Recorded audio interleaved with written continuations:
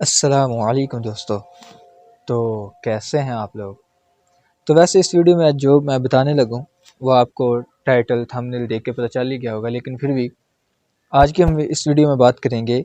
کہ عیسائیوں اور یہودیوں کے جسم سے اتنی بدبو کیوں آتی ہے۔ وہ چاہے جتنا بھی نہا دھو لیں، کپڑے اچھے، مطلب جو بھی وہ جتنی مرضی ترقی کر لیں، آپ ان کے جسم سے ایک خاص قسم کی بدبو کو جو ہے نا وہ نکلتا ہوا پائیں گے ہمیشہ۔ تو اس کا میں آپ کو اسلامی واقعہ بتاتا ہوں کہ یہ کیوں شروع ہوئی، کس طرح شروع ہوئی۔ اس کا واقعہ یہ ہے کہ بنی اسرائیل کی جو ہے نا ایک جماعت، حضرت اللہ تعالیٰ کے نبی تھے حضرت حزقیل علیہ السلام، ان کے شہر میں رہتی تھی بنی اسرائیل کی ایک جماعت۔ تو اس شہر کے اندر طاعون کی بیماری پھیل گئی، لوگوں پر موت کا خوف بڑا سوار ہوگا کہ بس مر گئے سارے کے سارے، اب نا بس ختم ہونے والے ہیں۔ تو یہ جو بنی اسرائیل کی ایک جماعت آئی تھی نا حضرت حزقیل علیہ السلام کے شہر میں، یہ موت سے ڈر گئے بہت زیادہ۔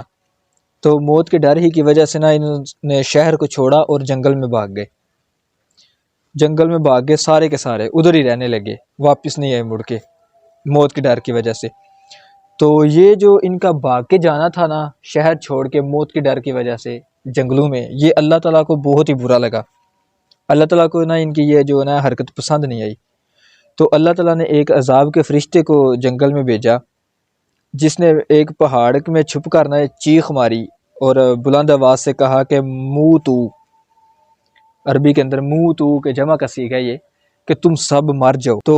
یہ اسی چیخ کی وجہ سے نا یہ اتنی خوفناک چیخ تھی کہ سب کے سب بغیر کسی بیماری کے نا وہ اسی جنگل کے اندر مر گئے سب کے سب۔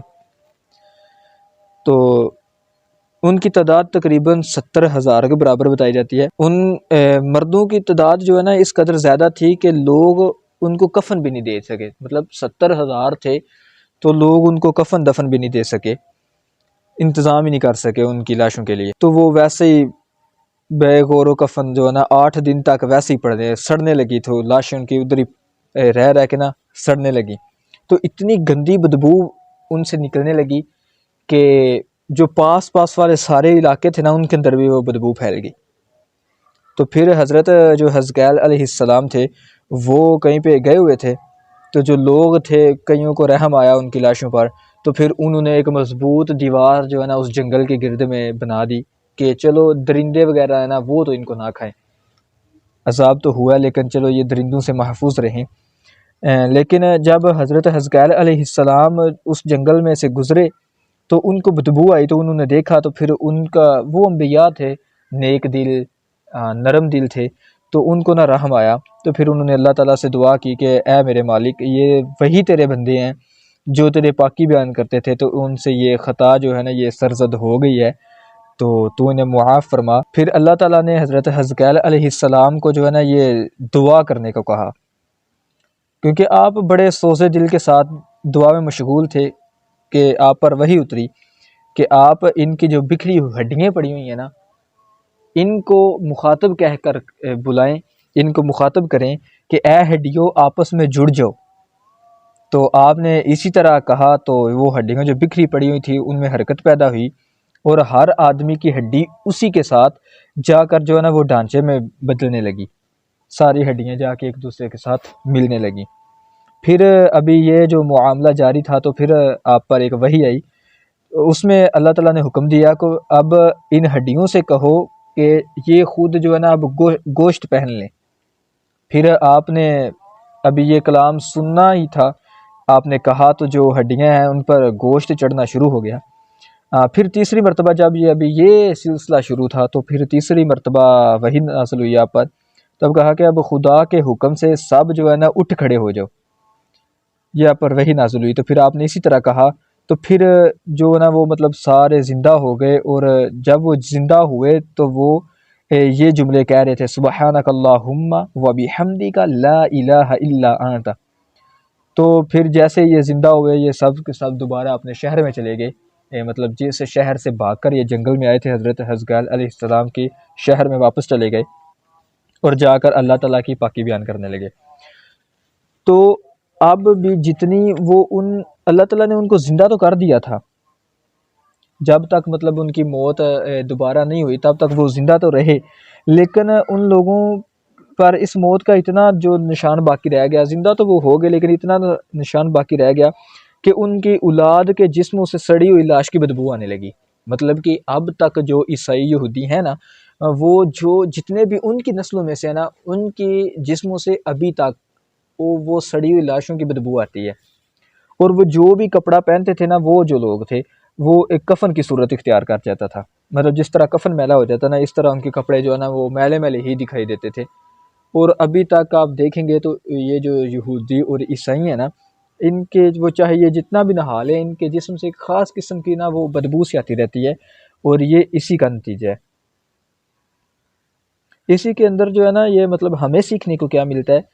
ہمیں سیکھنے کو اس کے اندر سے تو یہ ملتا ہے کہ آدمی جو ہے نا موت کے ڈر سے بھاگ کر اپنی جان نہیں بچا سکتا، چاہے جدھر مرضی چھپ جائے۔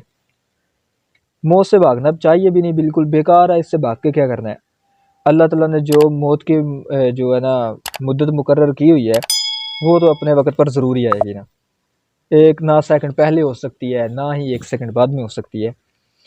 تو یہ جو ہے نا یہ مین ریزن ہے جو ان کے جسموں سے نا بدبو آتی ہے، مین ریزن اس کا یہ ہے۔ تو اسی طرح کا ایک ملتا جلتا اور واقعہ ہے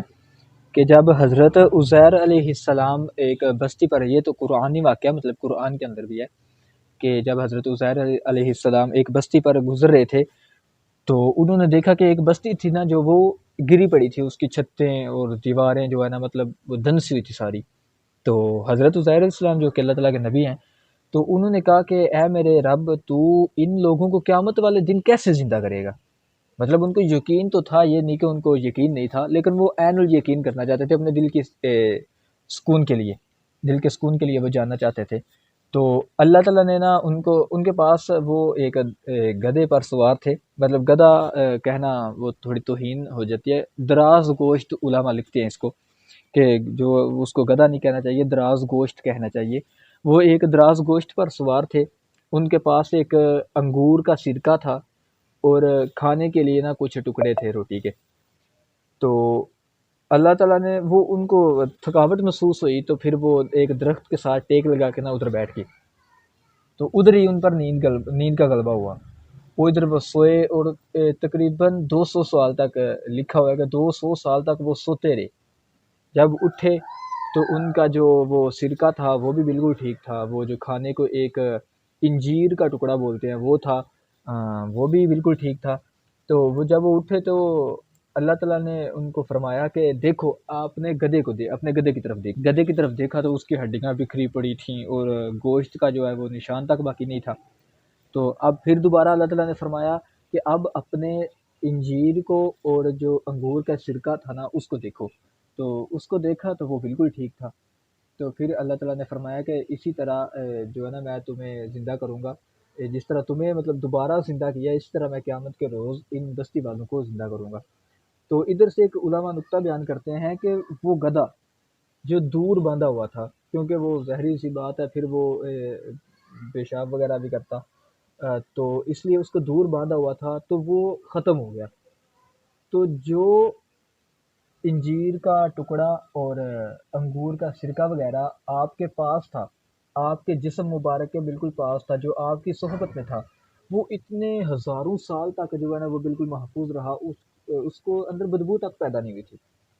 اس کے اندر علماء نقطہ کرتے ہیں کہ جو انبیاء اور اولیاء کے صحبت میں آ گیا نا، وہ راہ نجات ہے، وہ بس پھر وہ بچ گیا، اس کو کسی چیز کا خطرہ نہیں ہے۔ اور جو ان سے دور ہو گیا وہ پھر سمجھو اس کی پکڑ ہوگی۔ اسی طرح کا ایک اور میں ادھر انبیاء اور اولیاء سے مدد مانگنا یا مردوں کو پکارنے کے بارے میں آپ کو بتاتا ہوں کہ اگر آپ کوئی آپ سے سوال بھی کرتا ہے کہ جو نا مطلب آپ کیوں اس طرح پکارتے ہیں اولیاء اللہ کو، وہ تو نعوذ باللہ مار کر مٹی میں ہو گیا، چلو یہ تو اولیاء ہیں، ان کی شان تو انبیاء سے بہت بہت بہت ہی درجے کم ہے، لیکن کچھ تو کہتے ہیں کہ نبی ہے جو اس کو دیوار کے پیچھے سے پتہ نہیں ہے کہ وہ دیوار کے پیچھے کیا ہو رہا ہے، تو اب وہ نعوذ باللہ مار کر مٹی میں ہو گئے، تو آپ ان کو کیوں پکار رہے ہیں؟ تو آپ نے ایک واقعہ بہت مشہور ہے، آپ نے تو اس کو سنا ہی ہوگا کہ نا جو حضرت ابراہیم جو ہے نا ان کا واقعہ کہ جو 4 پرندوں نے انہوں کو ذبح کیا تھا، انہوں نے بھی اسی طرح کا اللہ تعالیٰ سے سوال کیا تھا، دعا کی تھی کہ اے میرے مالک تو میں دیکھنا چاہتا ہوں کہ تو قیامت کے روز سب انسانوں کو کس طرح زندہ کرے گا۔ تو اللہ تعالیٰ نے آگے سے پوچھا کہ کیا تجھے یقین نہیں ہے میری قدرت پہ؟ تو پھر حضرت ابراہیم نے کہا تھا کہ مجھے یقین تو ہے لیکن میں عین الیقین کرنا چاہتا ہوں، مطلب آنکھوں سے دیکھنا چاہتا ہوں۔ تو پھر وہ اللہ تعالیٰ کے انبیاء تھے تو اللہ تعالیٰ نے دعا قبول فرمائی، تو اللہ تعالیٰ نے کہا کہ 4 پرندے لے لو، ان کو اپنی طرف جو ہے نا وہ اپنے وہ کیا کہتے ہیں ان کو پالو، وہ آپ کی طرف مانوس ہو جائیں، پھر ان کو کاٹو اور ان کا جو گوشت ہے وہ ایک دوسرے کے اندر مکس کر دو، ہر ایک کا گوشت دوسرے کے اندر، دوسرے کا پہلے کے اندر، اسی طرح نا ان سب کا گوشت اکٹھا کرو، مکس کرو، ان کے سر جو ہیں وہ علیحدہ رکھ دو، ان کے پاؤں علیحدہ رکھ دو، ان کے جو پار ہیں وہ علیحدہ رکھ دو، اس طرح ان کو کاٹ کرنا۔ تو پھر ان سب کے اندر سے تھوڑیاں تھوڑیاں جو ہے نا تھوڑا تھوڑا گوشت لے کے نا ہر ایک پہاڑ کے اوپر رکھ دو۔ تو آپ نے اسی طرح کیا، اور پھر اللہ تعالیٰ نے فرمایا کہ اب جو تم نے وہ 4 پرندے پالے تھے ان کا نام لو اور اپنی طرف پکارو۔ پھر انہوں نے اسی طرح جو بھی تھے وہ علماء لکھتے ہیں کہ وہ مرغا تھا، کبوتر تھا، وہ دراز گوشت مطلب گدھا، مور تھا، یہ 4 تھے۔ تو حضرت ابراہیم علیہ السلام نے ان کو پھر پکارا تو وہ جدھر جدھر ان کا گوشت پڑا ہوا تھا پہلے ان کی ہڈیاں اڑیں، وہ ایک ڈھانچہ بنی، پھر ان کا جس کا گوشت حالانکہ وہ مکس تھا لیکن پھر بھی وہ ان کا گوشت ان کے پاس گیا، وہ جڑے اور دوبارہ پھر وہ حضرت ابراہیم علیہ السلام کے جو ہے نا وہ پاس آ گئے۔ یہ قرآنی واقعہ ہے ماشاءاللہ۔ تو اس کے اندر علماء لکھتے ہیں کہ اب اس میں مردوں کو پکارنے کا جو ہے نا وہ آتا ہے کہ مردوں کو پکارنا جائز ہے، وہ اس طرح کہ پھر اللہ تعالیٰ کے حکم سے انہوں نے پکارا۔ اگر اب ہم اس طرح کا کوئی کام کرتے ہیں، کوئی مردوں کو پکارتے ہیں، تو یہ لوگ کہتے ہیں کہ شرک کر دیا، شرک کر دیا۔ تو نعوذ باللہ، اگر مردوں کو پکارنا شرک ہوتا تو کیا اللہ تعالیٰ حکم دیتے کہ تم مردوں کو پکارو؟ یا کوئی انبیاء نعوذ باللہ کوئی شرک کر سکتا ہے؟ کوئی نبی شرک کر سکتا ہے؟ تو بس یہ کیا ہی ہم کہہ سکتے ہیں لوگوں کو، بس تھوڑا یہ ہوش کے ناخن نہیں لیتے۔ تو اللہ تعالیٰ سے دعا ہے کہ جو ہے اس کو سمجھنے کی توفیق عطا فرمائے۔ اوکے، انشاءاللہ ملتے ہیں نیکسٹ ویڈیو میں۔ اللہ حافظ۔